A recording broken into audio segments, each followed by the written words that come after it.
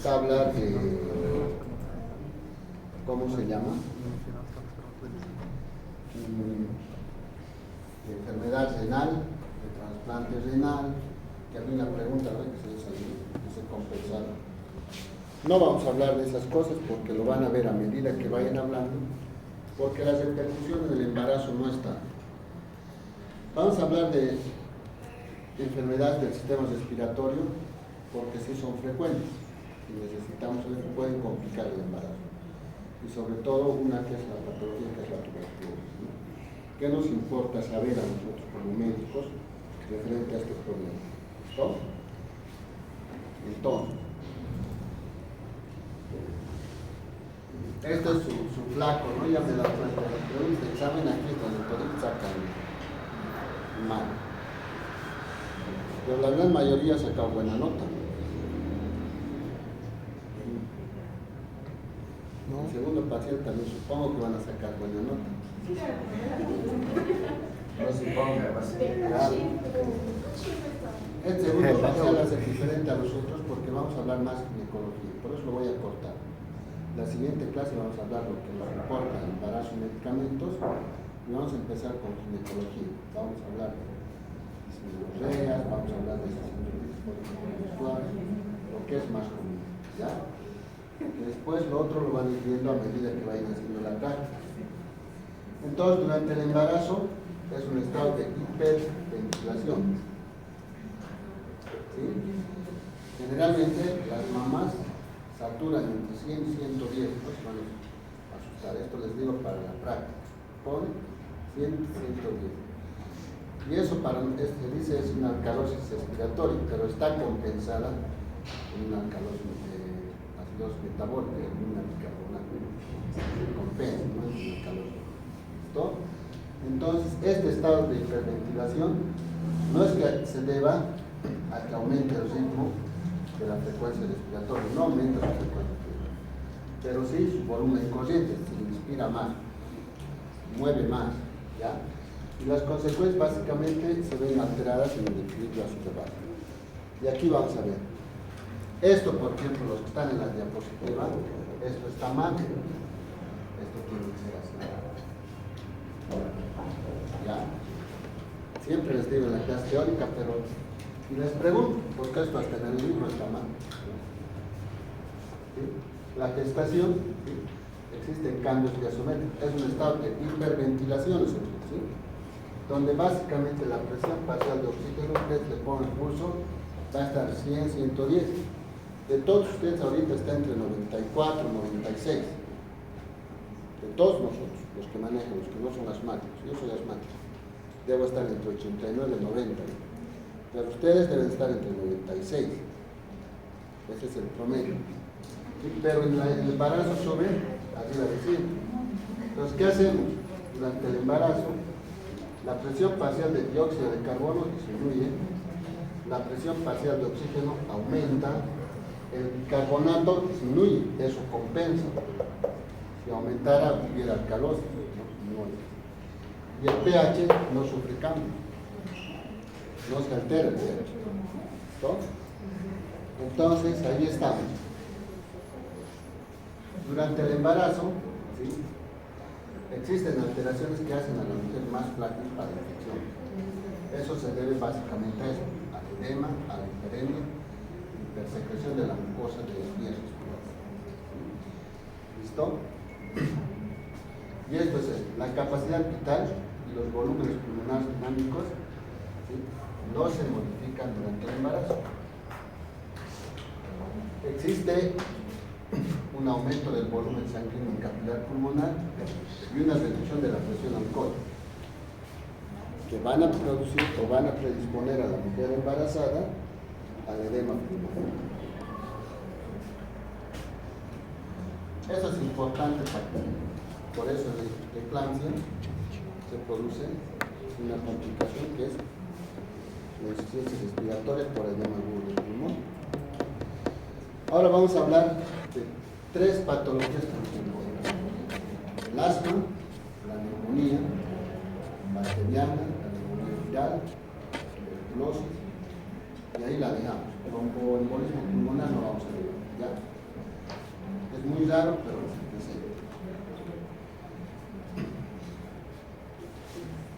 Bueno, el asma ya lo conocen, es una neumopatía obstructiva, es decir, es crónica, se va a caracterizar por hiperreactividad bronquial, que va a obstruir la vía aérea, es reversible y intensidad variable. Muchos decimos que ya es una alergia, ¿no? Es un estado severo de la alergia actualmente. Nosotros seguimos manejando este concepto, no ha cambiado para nosotros, afecta entre el 3 al 8% a las mujeres durante el embarazo.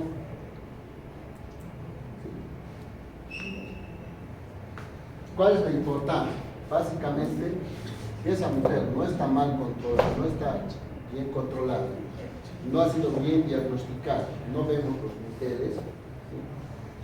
Puede haber una restricción del crecimiento intrauterino o puede asociarse a preeclampsia. Tiene asociación más alta con estas dos patologías, tanto fetal como materna. ¿Sí? Entonces, nosotros, ¿cómo clasificamos al asma? Va a ser dependiendo de la frecuencia de las crisis. Nosotros seguimos manejando este ritmo. Algunos neumólogos lo han cambiado, pero nosotros como obstetricia seguimos manejando este esquema para ver si es un asma intermitente, un asma persistente, leve, moderado o severo, dependiendo de la frecuencia de crisis al mes. Si es menos, ¿sí?, a 7 días, ¿sí?, entonces estamos hablando que es un asma intermitente, que no tiene modificado su volumen respiratorio forzado, pero ya el asma leve va de más de una semana al mes, ya aquí casi diario y aquí todos los días. Entonces estamos viendo que está alterado, ¿sí? Entonces nosotros manejamos esta clasificación para ver, ¿sí?, cuál de estas está esa paciente embarazada, cuál de esas clasificaciones es embarazo con asma persistente leve, moderado o severo. ¿Qué métodos de diagnóstico utilizamos? Nosotros básicamente la clínica, saben que es un cuadro agudo, obstructivo, con sibilancias expiratorias. Si yo encuentro sibilancias inspiratorias, ¿expiror qué?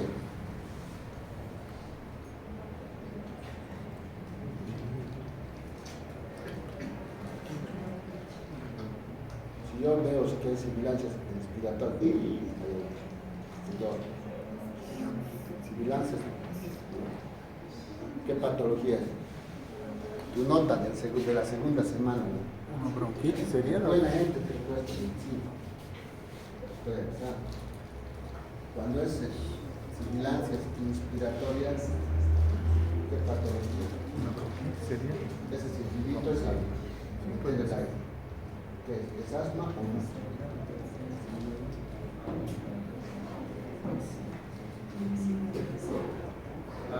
La bronquitis. ¿Cómo es?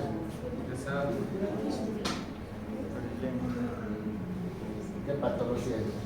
20 no te voy a colocar. ¿Han escuchado de las laringitis? Laringitis. Las sibilancias expiratorias, es decir, al botar el aire, porque lo otro en las neumonías o las bronconeumonías tenemos estertores crepitantes, todo eso es el diagnóstico diferencial. Las sibilancias son expiratorias y al botar el aire empieza a cerrar sus pulmones, no al meter el aire. Al meter el aire hay obstrucción de la vía aérea de acá, ¿no? Las laringitis. Otro método de diagnóstico es la espirometría, la gasometría, ¿sí? Y la clínica en casos severos, ustedes han debido ver un caso, por lo menos ustedes uno de asma severo. El paciente se está ahogando, empieza a utilizar músculos accesorios, ¿sí?, lo que nosotros llamamos tiraje intercostal, ¿sí?, contracción de los músculos isquémicos, del sistema muscular, trata de meter aire, no puede. Entonces esa es la clínica, ¿listo? Dentro de los métodos diagnósticos, la exploración física, ¿sí?, la espirometría y la gasometría. La gasometría te va a dar hipoxemia, hipocarmia, ¿sí? Y básicamente para tratamiento del asma. Estos ya son conceptos que manejamos para hacer seguimiento en consulta externa. Se debe evaluar de manera mensual la función pulmonar, mediante espirometría. ¿Sí? Se debe hacer una historia clínica detallada para clasificar si siguen leve, moderada, severa o intermitente. Se debe de hacer un correcto diagnóstico de la edad gestacional para evaluar el crecimiento fetal. La asociación más frecuente es con restricción de crecimiento intrauterino, porque una mamá con asma, dependiendo de su severidad, va a tener hipoxemia, ¿sí? Pues lo demandamos. El déficit de oxígeno es una causa de infección, ¿no? Se debe evitar contacto con alérgenos. Entonces, lo que hacemos aquí, esto es para que sepa. Si la mamá ya ha estado en tratamiento antes del embarazo con inmunoterapia, inmunomoduladores, no se debe suspender. Pero si se está iniciando durante el embarazo una crisis asmática, no debemos iniciar inmunomoduladores, mejor utilizar corticoides. Durante el parto debemos evitar sedantes, ¿sí? Y opiáceos, lo que nosotros damos cuando es analgesia de parto. Utilizar medicamentos sedantes, no debemos utilizar porque podemos desencadenar. No debemos dar barbitúricos. ¿Esto a qué les digo? Tenemos pacientes muchas veces, después del parto o el trabajo de parto, hacen retención de placenta, hacen retención de membranas, hacen anatomía uterina, y nosotros damos anestesia general, ¿no? En esos casos podemos complicarnos, a eso se refiere. Siempre decir, doctor, asmático, ¿no? Debe evitarse prostaglandina, la F2 alfa, y debe evitarse los ergotrópicos. ¿Cuáles son los medicamentos? Yo puedo utilizar la prostaglandina E2 y el sulfato de magnesio.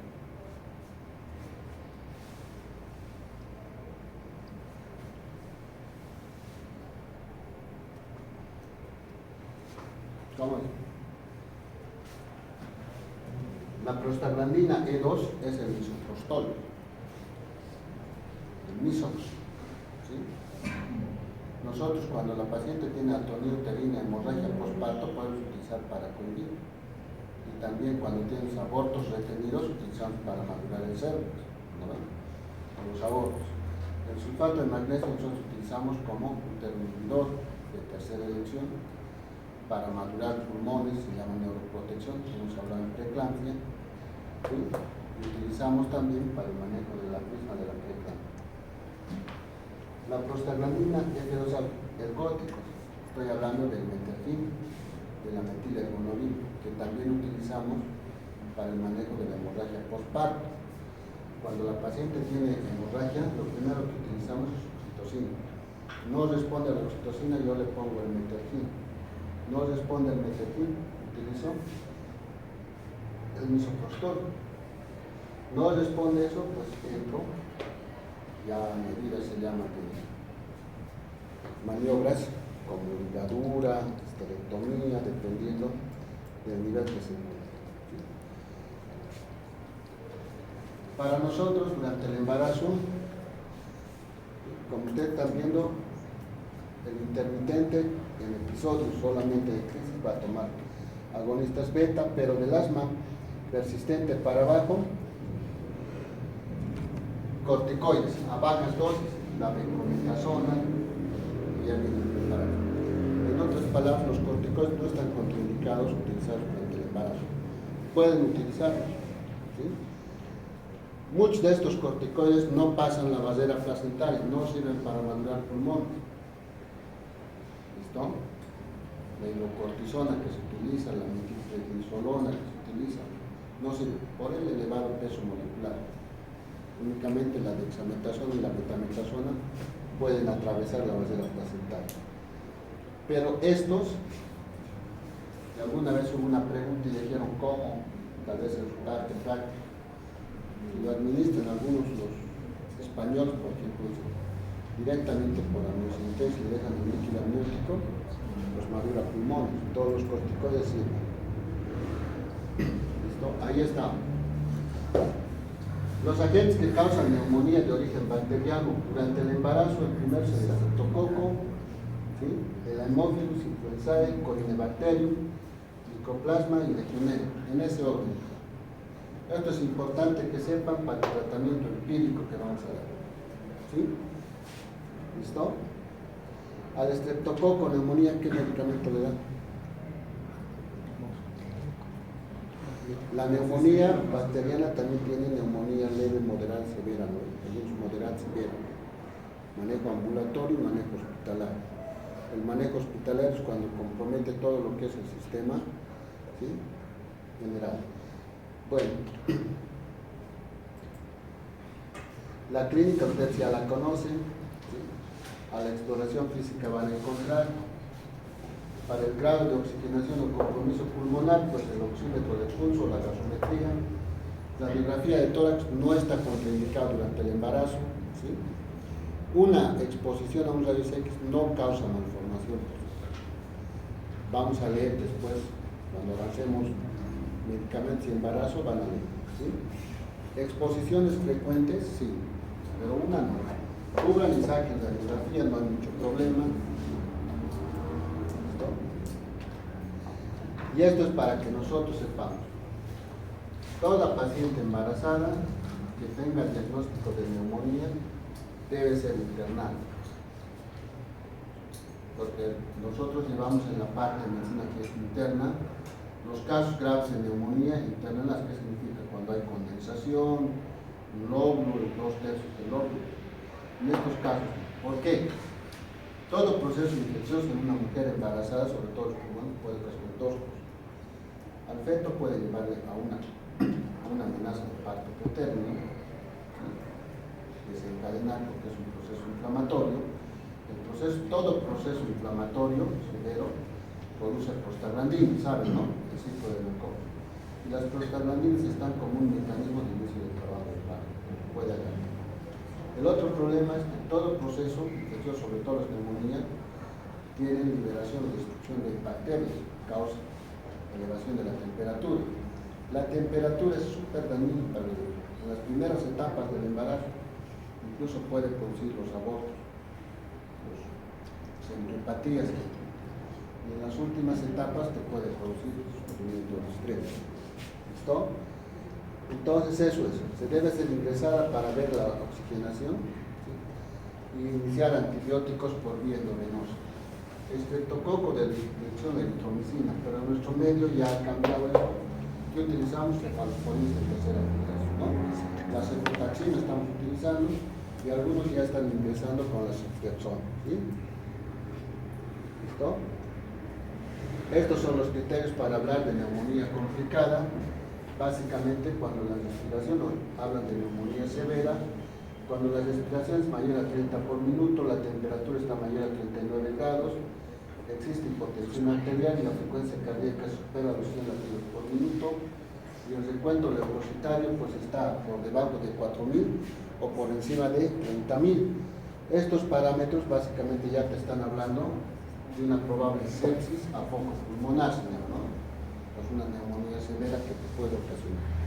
Como les hemos dicho, el embarazo básicamente es un punto de inmunitario bajo para la mujer y la complicación es más severa, ¿sí?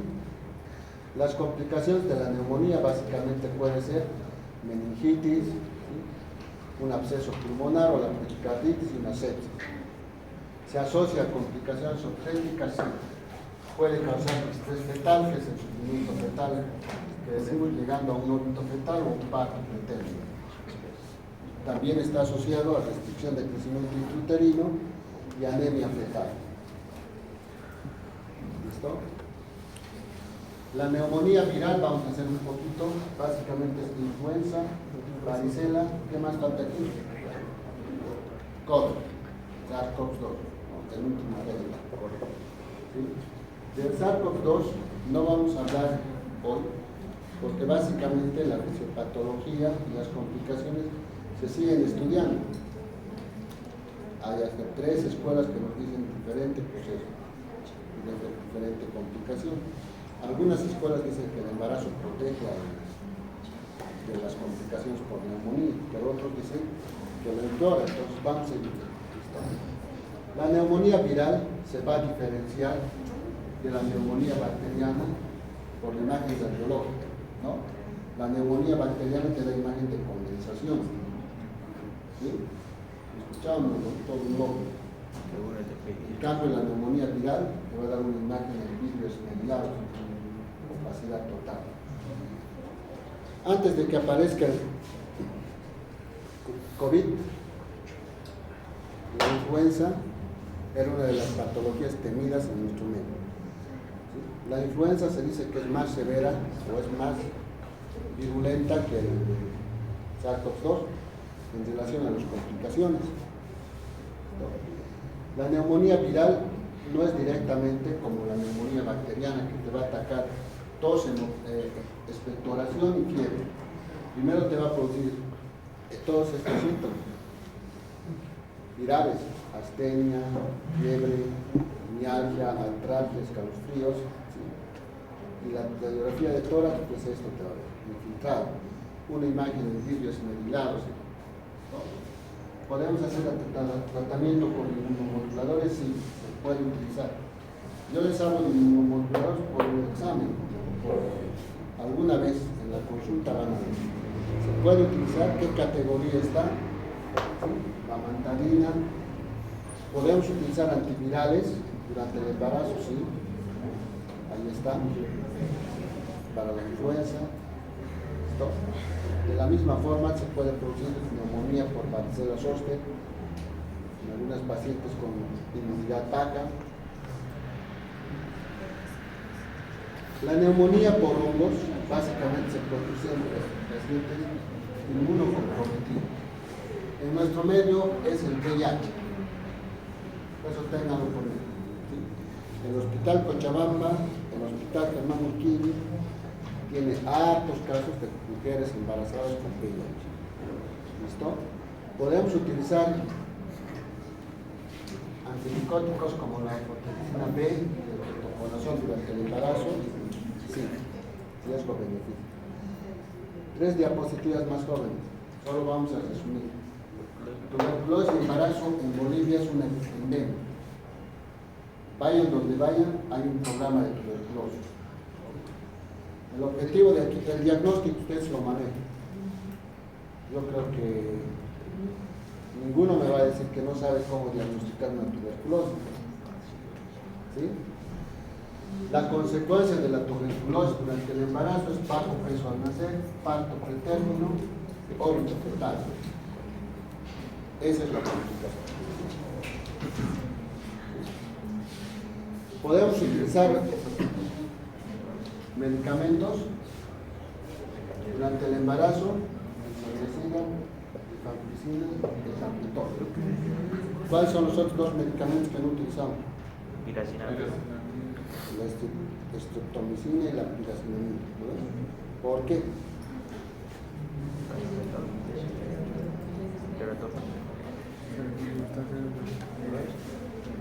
Puede producir flagelos. Entonces hay el concepto que ustedes ya manejan. Los demás pasan la placenta, pero no producen efectos teratogénicos, ¿sí? Y estos no se van a olvidar. Hoy día hemos visto esto con él. Hay una mamá que ha dado de lactar desde hace 9 meses, ¿no? Le han drenado un absceso mamario, ha estado 3 semanas internada con antibióticos, le han dado de alta y ha vuelto ahora al Harry con nuevamente drenaje. Tiene un nódulo mamario ahí, le han hecho la ecografía, dice que hay abscesos localizados en todos los cuadrantes, compatible con tuberculosis. Mañana le vamos a hacer una obstrucción. Entonces siempre van a pensar, la tuberculosis, jóvenes, ya no es pulmonar en nuestro medio. La tuberculosis afecta a todos los órganos, incluso nosotros hemos visto tuberculosis genital, salpingitis, tuberculosis, causa de infertilidad, no hay más nada. ¿Ven? Hay de hueso, hay de piel, ¿sí? Entonces, no, nosotros ahora estamos con mama. Entonces, el objetivo primordial es esto: durante el embarazo se puede utilizar, ¿sí?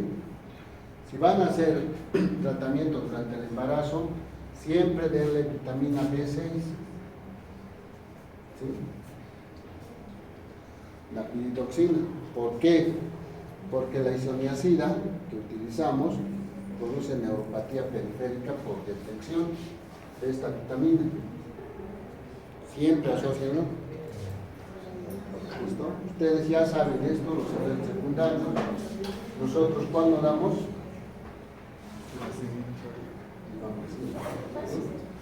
La rifampicina y la streptomicina no damos durante el embarazo. ¿Listo? Los demás medicamentos ustedes lo manejan, se da tratamiento, tenemos esquema de 6 meses. ¿Listo? La siguiente clase, jóvenes, vamos a hablar de lo que es directamente medicamento y embarazo y empezamos con el ¿ya?